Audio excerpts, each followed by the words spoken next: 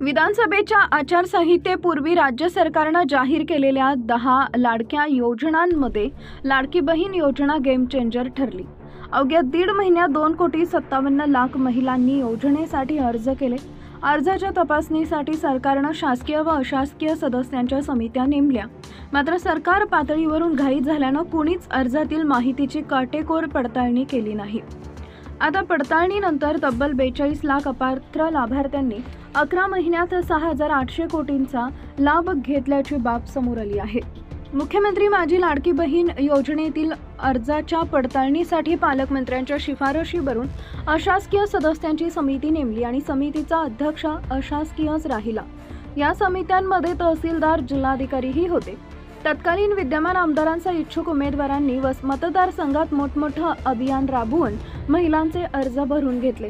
पण अर्ज करताना स्वतःचे Aadhaar card, bank passbook, ration card किंवा उत्पन्न प्रमाणपत्र, रहिवासी किंवा शाळेचा दाखला, जन्म प्रमाणपत्र, 15 वर्षापूर्वीचे मतदान कार्ड, हमीपत्र व फोटो अपलोड करण्याचं बंधन होतं।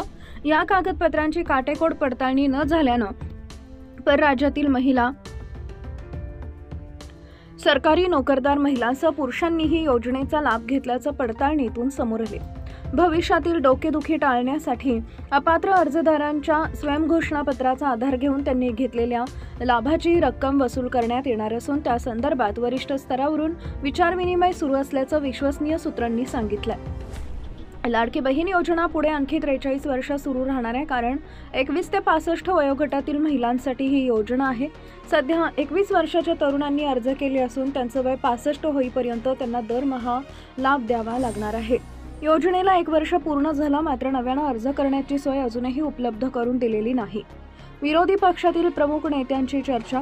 लोकसभा निवडणुकीत महायुतीला अपेक्षित यश न मिळाल्यानं विधानसभा निवडणुकीच्या आचारसंहितेपूर्वी सरकारनं घाईघाईत 10 योजना जाहीर करून लगेच शासन निर्णयही काढले। त्यामुळे आता लाडकी बहीण योजनेत 42 लाख लाभार्थी अपात्र निघाले। त्यांना पडताळणी न करताच निवडणुकीच्या काळात मतांसाठी जाणीवपूर्वक हा लाभ दिला गेला का? त्यावर केंद्रीय निवडणूक आयोग की सर्वोच्च न्यायालयात धाव घेता येईल का? यावर महाविकास आघाडीतील प्रमुख नेते चर्चा करून पुढील दिशा ठरविणार असल्याची माहिती विश्वसनीय सूत्रांनी दिली आहे।